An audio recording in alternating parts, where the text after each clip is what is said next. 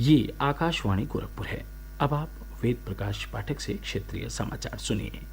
मुख्यमंत्री योगी आदित्यनाथ ने कहा कि पिछले 5 वर्षों में उत्तर प्रदेश बेहतर कानून व्यवस्था के मामले में मॉडल राज्य के रूप में उभरा है।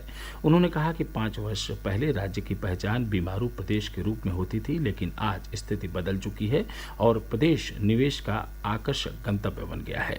मुख्यमंत्री आज लखनऊ में 260 करोड़ रुपए की लागत से निर्मित पुलिस बल के 144 भवनों का वर्चुअल माध्यम से लोकार्पण कर रहे थे।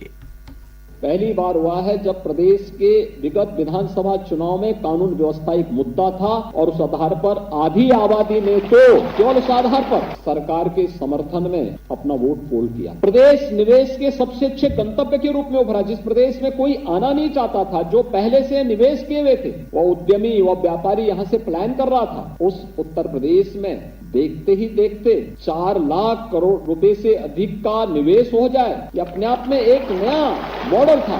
और आज मैं कह सकता हूं, देश और दुनिया का कोई ऐसा उद्यमी नहीं जो उत्तर प्रदेश के अंदर निवेश न करना चाहता। बेहतर कानून व्यवस्था की स्थिति, अभी विगत दिनों जो कार्यक्रम प्रदेश के अंदर चले हैं, ये कोई कल्पना करता था कि धर्मस्थलों से माइक बिना किसी विवाद के उतर जाएं? यह भी हुआ है प्रदेश। ये कोई मानता था सड़कों पर कोई धार्मिक कार्यक्रम नहीं होंगे? यह भी संभव हुआ है। इसने प्रदेश की छवि को बदला कि वाह, उत्तर प्रदेश में क्या हो रहा है। उत्तर प्रदेश ने तो कुछ आमूलचूल परिवर्तन करके रखे हैं और ये एक सजग पुलिस बल के दम पर, बल पर, और पुलिस की धमक जो एक अपराधी के मन में भय पैदा करे, लेकिन एक कॉमन मैन के मन में एक सम्मान का भाव भी पैदा करे। और वही आज उत्तर प्रदेश पुलिस उसी दिशा में अग्रसर हुई है और उसे उसी मार्ग पर आगे बढ़ करके अपनी मंजिल को प्राप्त करना है। मुख्यमंत्री ने कहा कि पिछले 5 वर्षों में प्रदेश में 1,62,000 पुलिसकर्मियों की भर्ती पूरी पारदर्शिता के साथ संपन्न की गई है। इसके साथ ही पुलिस बल के प्रशिक्षण पर भी विशेष ध्यान दिया गया है। उन्होंने कहा कि राज्य में पहली बार 18 परिक्षेत्रीय मुख्यालयों पर साइबर लैब की स्थापना की गई है। श्री योगी ने यह भी कहा कि प्रदेश में मादक पदार्थों के दुरुपयोग पर रोक लगाने के लिए पुलिस बल को विशेष अभियान चलाना होगा।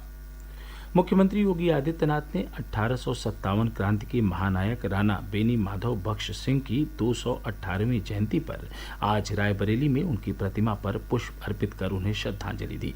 इस अवसर पर आयोजित भाव समर्पण समारोह को संबोधित करते हुए श्री योगी ने कहा कि महान स्वतंत्रता संग्राम सेनानी राणा बेनी माधव सिंह ने आज़ादी से 90 वर्ष पहले ही अवध क्षेत्र को अंग्रेजों से मुक्त कराकर लोगों को आज़ादी का एहसास कराया था। मुख्यमंत्री ने कहा कि देश आज़ादी का अमृत महोत्सव मना रहा है।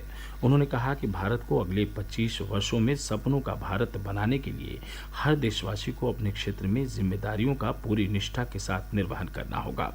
उन्होंने कहा कि देश जब आज़ादी के 100 वर्ष पूरे करे तो भारत एक सशक्त और समर्थ भारत हो, विश्व की सबसे बड़ी अर्थव्यवस्था में गिना जाने वाला भारत हो। मुख्यमंत्री ने कहा कि हमें ऐसे भारत के निर्माण की दिशा में प्रयास करना चाहिए जो अव्यवस्था और अराजकता से मुक्त हो और विश्व को शांति और सौहार्द का संदेश देता हो। वाराणसी जिला न्यायालय में ज्ञानवापी मामले की सुनवाई आज पूरी हो गई। न्यायालय ने दोनों पक्षों की दलीलें सुनने के बाद अपना फैसला सुरक्षित रख लिया। अदालत 12 सितंबर को इस मामले में अपना निर्णय सुनाएगी। इससे पूर्व आज की कार्यवाही शुरू होते ही प्रतिवादी पक्ष ने न्यायालय के सामने अपने तर्क प्रस्तुत किए। वहीं भोजनावकाश के बाद वादी पक्ष ने अदालत के सामने अपना पक्ष रखा। कार्यवाही के दौरान न्यायालय में सुरक्षा के कड़े बंदोबस्त किए गए थे। प्रदेश सरकार ने मादक पदार्थों के दुरुपयोग और तस्करी पर रोक लगाने के लिए एंटी नारकोटिक्स टास्क फोर्स का गठन किया है। अपर पुलिस महानिदेशक कानून व्यवस्था प्रशांत कुमार ने बताया कि प्रदेश को 3 क्षेत्रों पूर्व, पश्चिम और मध्य में विभाजित कर मादक पदार्थों के दुरुपयोग पर रोक लगाई जा रही है। उन्होंने बताया कि पिछले 2 दिनों के दौरान चलाए गए अभियान के तहत 720 मुकदमे दर्ज किए गए और 800 लोगों की गिरफ्तारी की गई। इस दौरान 6 करोड़ से अधिक कीमत के मादक पदार्थ बरामद किए गए। जौनपुर जिले में बीती रात एक सड़क दुर्घटना में कार सवार 2 लोगों की मृत्यु हो गई और 3 अन्य गंभीर रूप से घायल हो गए। दुर्घटना रात 12 बजे के करीब मुंगरा बादशाहपुर थाना क्षेत्र सतहरिया के करीब उस समय हुई जब बारात से लौट रही एक कार पुल की रेलिंग तोड़ती हुई खाई में जा गिरी। हादसे में 2 लोगों की मौके पर ही मृत्यु हो गई। इसके साथ ही क्षेत्रीय समाचारों का बुलेटिन समाप्त हुआ। नमस्कार।